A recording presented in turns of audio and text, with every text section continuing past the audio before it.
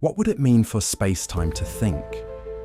Not as a hidden mind behind the stars, something more modest.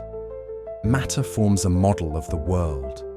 Then, in living systems, part of that model can include the system itself. Somewhere inside the universe, physical processes became able to feel, remember, choose, and ask questions. A small region of matter became capable of wondering what matter is. Does that make consciousness an exception to physics? Or does consciousness mark a boundary where physical mechanisms and lived experience meet in a way we still do not understand? This film will not claim that physics has solved consciousness. It will not claim that PTQ geometry has proven a soul. And it will not treat epsilon as a consciousness field. The evidence does not support those statements. This is a disciplined thought experiment. We will examine inward feedback, constrained choice, and creative self-organization. Then we will ask whether geometry and dynamical systems offer useful echoes of those structures. Not an identity, not a proof, a language for asking a better question. Imagine a landscape with several possible paths. Biology sets some slopes. Experience carves valleys. Culture builds roads. Trauma can make certain routes steep or temporarily unreachable. We do not choose the starting terrain, and we cannot erase every obstacle by thinking differently. But several directions may still remain accessible. Choice is not the power to remove the landscape. It is the capacity to direct movement within it. Constraints do not eliminate agency. They define the space in which agency operates. Projection offers a useful metaphor, but only with care. A projection does not create its source from nothing. Conditions, boundaries, scale, and perspective determine which features become visible. Choice can be understood in a similarly modest way. It does not select a magical new universe. It gives weight to one reachable action rather than another. That action becomes part of the world's next state. A painful event cannot be undone by a slogan. The nervous system may remain guarded. Available paths may narrow. Still, interpretation and action can influence what follows. Pain may lead toward isolation, caution, art, understanding, or a boundary that protects future life. These paths are not equally easy, but different directions can produce different futures. Repeated directions become patterns. Patterns become habits. Habits reshape the landscape from which the next decision is made. Choice may be one way a constrained system participates in forming its own future constraints. Begin with a familiar mystery. You do not merely see an object, you can also know that you are seeing it. You do not merely feel pain, you can notice, I am in pain. This is a form of self-reference. The system represents the outside world. It also represents something about its own internal state. It includes itself inside the model. Imagine a camera pointed at a screen that shows the camera's own image. The image folds inward, but consciousness is not simply an infinite hall of mirrors. A useful loop must affect what happens next. That is where feedback begins. A system acts. The action changes its conditions. The changed conditions become new input. A microphone placed too close to a loudspeaker creates a powerful feedback loop. Sound returns, grows, and changes what happens next. But the loudspeaker does not know that it is loud. Feedback alone is not consciousness. Three ideas must be kept separate. Feedback changes the next state. Memory carries part of the past forward. A self-model makes the system itself part of what is being tracked. These structures can work together, but they are not the same thing. and even together, they do not prove subjective experience. Architecture is not experience. A model of pain is not pain. The third mystery is creativity. A creative mind does not merely repeat stored information. It reorganizes memory, sensation, and structure into something new. Pure order produces repetition. Pure disorder produces noise. Creativity seems to require structure strong enough to hold a pattern, and flexibility great enough to allow a new path. Dynamical systems offer a visual language for this balance. An attractor is a state, region, or pattern toward which a system's behavior tends to evolve. A point attractor settles into one stable state. A periodic attractor repeats a cycle. A strange attractor never repeats exactly, yet remains confined within a structured region. Its motion can be unpredictable without being arbitrary. The word strange does not mean supernatural. It describes deterministic dynamics that can be extremely sensitive to initial conditions. Order and unpredictability coexist. That makes the strange attractor a useful metaphor for creativity. Jazz improvisation follows rhythm, harmony, technique, and the responses of other musicians.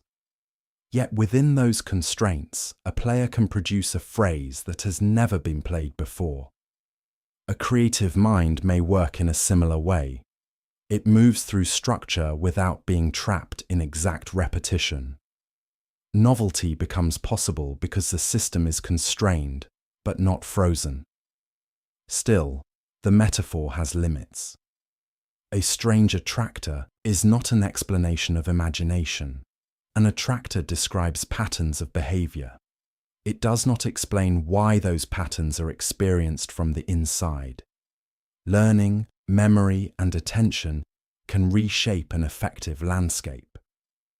Old patterns may become easier or harder to enter. New pathways may become stable enough to revisit. Creativity may involve changing the landscape, not escaping it. Within the PTQ perspective used in this series, epsilon is a proposed projection residual. It is a mismatch left when a deeper geometric description appears in an observable one. Usually, we imagine such a residual as something to measure or constrain. Now consider a speculative extension. Picture someone walking across wet ground. The terrain constrains the next footstep, but each footprint also changes the mud. The walker changes the terrain. The altered terrain changes the next step. In the analogy, geometry shapes the residual. The residual modifies the effective geometry. The updated geometry constrains later evolution. This is a model of bidirectional feedback. It is not evidence that epsilon behaves this way in nature, and it is not a mechanism of consciousness. Its value is narrower. It gives us a geometric picture of path dependence and inward return. Living systems also carry their past into the future. Learning changes perception. Attention changes what enters memory. Action changes the environment from which the next action begins. That brings us to the second mystery: choice. From the outside, a decision may look like the result of genes, memory, environment, and neural activity. From the inside, decisions carry uncertainty and weight. If every event is fully determined, choice can seem like an illusion. If an action has no cause, it becomes random. But meaningful choice does not need to be absolute freedom or pure chance. We can now return to the central question. None of this makes the brain optional. Conscious experience depends deeply on biological organization, sensory systems, memory, the body, and the surrounding world.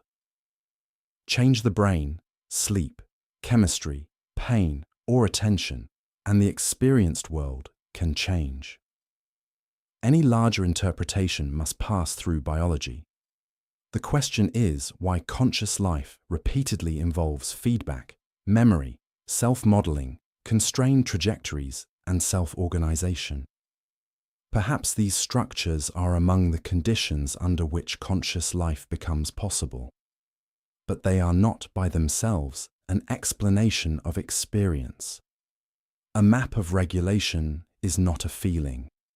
A model of color is not the redness of red. A model of grief is not the weight of grief. Geometry may help describe organization. It does not yet tell us why there is something it is like to be the organized system.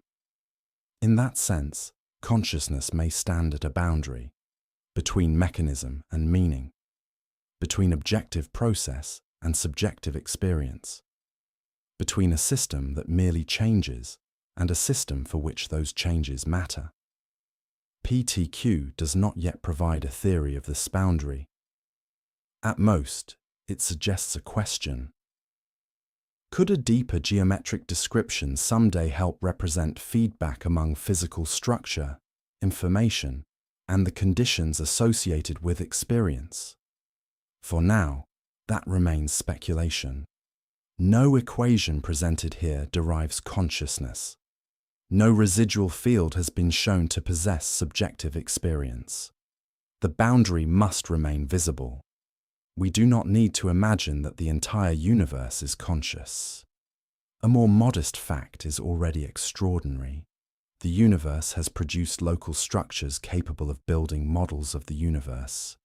Stars formed heavy elements. Those elements formed planets. On at least one planet, chemistry became life. And some living systems became able to look at the stars and ask how any of this became possible. The brain is not a receiver tuned to an external cosmic mind.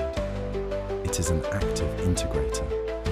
It weaves sensation, memory, body, prediction, emotion, and environment into the fragile continuity we call the self. That self is temporary. It can lose memories, change beliefs, and misunderstand its own motives.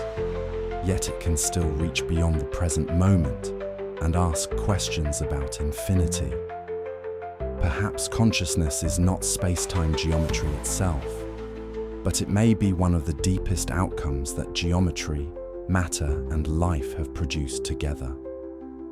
A place where the universe does not simply exist, but becomes locally representable to itself. We have crossed from the unnamed source to duality, to resonance, and now to consciousness. One final question remains. If this bridge is worth crossing, where should it lead us? In the final chapter, we will return from cosmic speculation to human decisions. How should a new scientific worldview change the way we build technology, organize knowledge, and understand our place in the world? The bridge does not promise a final answer. Its value may be more demanding than that. It may teach us how to ask better questions without confusing wonder with proof.